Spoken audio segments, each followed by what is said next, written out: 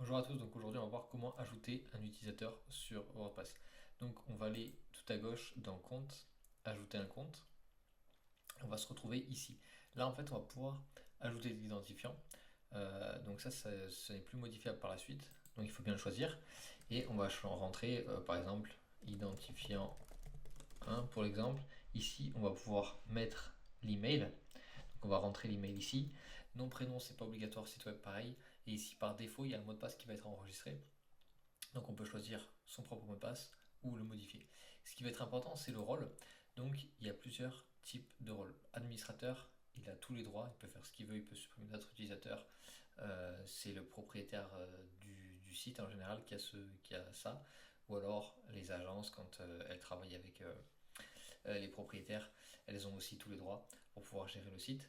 Éditeur, il va pouvoir modifier les posts, les pages, les commentaires. Donc c'est en dessous de administrateur. Ensuite, auteur, il va pouvoir écrire les posts ou les supprimer, mais il ne va pas pouvoir supprimer les posts des autres. Contributeur, il peut écrire un post, mais il ne va pas pouvoir le valider par lui-même. Il va devoir attendre la validation de quelqu'un d'autre, donc par exemple l'administrateur ou l'éditeur. Le client, donc le client, il va juste pouvoir modifier son profil. Et gestionnaire de boutique, ça va être lié aux fonctionnalités de la boutique.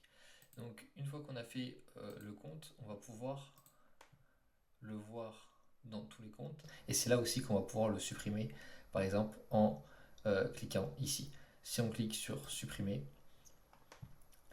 ça va nous demander si on veut confirmer. Et si on appuie ici, ça va supprimer. Voilà, si vous avez des questions, n'hésitez pas à le mettre en commentaire. Sinon, je vous souhaite une bonne journée.